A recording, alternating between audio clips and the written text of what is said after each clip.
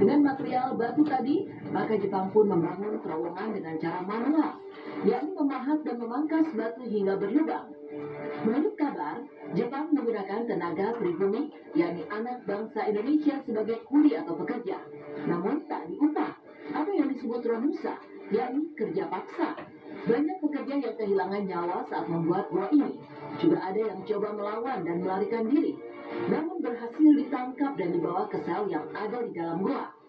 Maka dari sinilah hadir drama penyiksaan yang memilukan hati, karena para pekerja yang sudah kelaparan malah disiksa dengan cara dipukuli atau digantung hingga kehilangan ajal. Sebab itulah di dalam gua Jepang ini banyak makhluk astral yang konon merupakan penjelmaan dari para pekerja romusa, juga tahanan tentara Jepang. Para makhluk tak kasat mata ini kerap memperdengarkan suara seperti jeritan, tangisan, dan suara meminta tolong. Namun ada juga terdengar suara derap orang berbaris dan teriakan-teriakan kasar yang kabarnya adalah perwujudan dari tentara Jepang. Benarkah gua Jepang ini dihuni makhluk astral? Menurut saya memang ada kaitannya dengan fenomena yang telah terjadi di masa lampau. Secara tidak sadar, lokasi tersebut telah berhasil merekam jejak kisah tragis ataupun kesedihan daripada pembantaian ataupun memang kerja yang bersifat paksa pada saat itu ya. Berikutnya Good People masih soal gua Jepang, yang kali ini lokasinya berada di tengah perkebunan kebun teh Kaligua, Kecamatan Paguyangan, Brebes, Jawa Tengah. Gua ini sengaja dibuat dengan atap pendek agar tidak mudah dimasuki tentara Belanda yang tinggi badannya melebihi tentara Jepang. Suasana terasa beda saat berada di ruang tahanan, ruang penyiksaan dan juga ruang pembantaian. Di masing-masing ruangan ada diorama tentang orang-orang tersakiti dan disiksa tentara Jepang. Selain disiksa, para tahanan yang kabarnya adalah tawanan perang dan para pekerja romusa, mereka juga dihabisi nyawanya. Mayat-mayat mereka pun dibuang di sekitar gua. Dulunya memang di sana itu dijadikan sebuah tempat yang mana tempat tersebut kita sebut dengan gua ataupun bunker peninggalan daripada Jepang.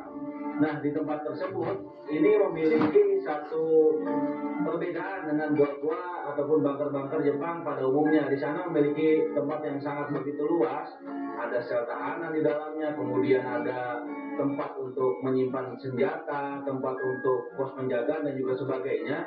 Nah, ini artinya tempat tersebut adalah memang dijadikan satu tempat ataupun benteng yang betul-betul difungsikan dengan baik pada saat itu. Nah, hal-hal yang bersifat penyiksaan, kerja paksa dan juga sebagainya, otomatis juga itu tidak bisa terelakkan dari lokasi tersebut. People, gua Jepang Kaligua ini pada akhirnya menghembuskan kisah-kisah di luar nalar tentang adanya makhluk astral yang bermukim di sana.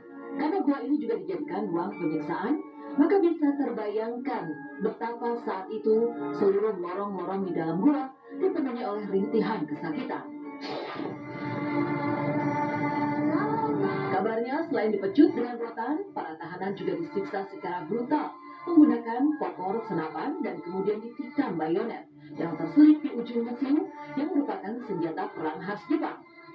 Dari sinilah kemudian mengalir kisah tentang adanya sesuatu yang tak masuk akal, yakni kejadian-kejadian yang membuat bulu kuduk merinding. Menurut cerita, banyak terdengar rintihan kesakitan, juga bunyi letusan senjata dan bunyi berisik lainnya, seperti barisan suara orang berbaris.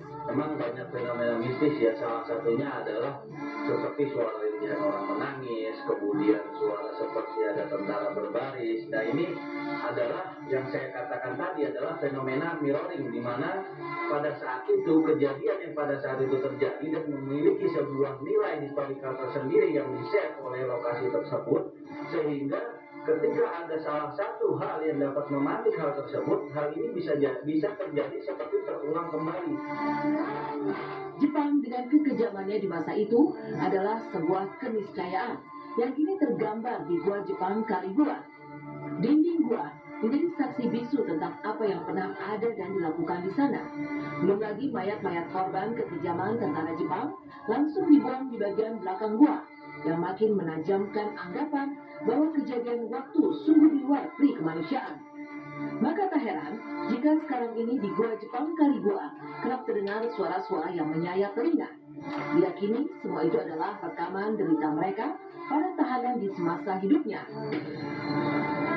Lalu seperti apa makhluk astral di Gua Jepang ini? Di lokasi tersebut banyak sekali seperti tumpukan senjata, yang pastinya senjata ini kan juga memiliki sebuah nilai historis ya. Nilai historisnya apa untuk senjata? Bahwasanya ini kerap sekali memakan nyawa, begitu kan. Kemudian juga ada sebuah penjara di mana di sana pastinya ada korban-korban yang mungkin disiksa secara langsung maupun tidak langsung dengan cara tidak diberi makan dan juga sebagainya. Ini akhirnya menimbulkan arwah-arwah ataupun memang entitas-entitas daripada manusia-manusia yang disiksa, sehingga itu menimbulkan efek-efek mistis. Itulah tadi kisah Gua Jepang Kaligua di Brebes, Jawa Tengah. Anda percaya dengan kisahnya? Semua terserah Anda, karena kami hanya menyajikan fakta, dan Andalah yang menentukan pilihan. Dimanapun tempatnya, kita sudah sepantasnya sebagai manusia harus saling menghargai ya. Sekalipun memang kita tidak melihat ada apa di tempat tersebut, setidaknya kita sudah bisa menjunjung tinggi norma adab lah, sopan santun, sehingga tidak terjadi hal-hal yang sifatnya mengganggu dalam kehidupan kita pada akhirnya. Kisah Gua Jepang di Brebes dan Bandung tadi sekaligus menutup jumpa kita di episode Inilah Kisahnya kali ini. Kita akan jumpa lagi dengan kisah-kisah seru lainnya yang kami rangkum di Inilah Kisahnya hanya di Net TV.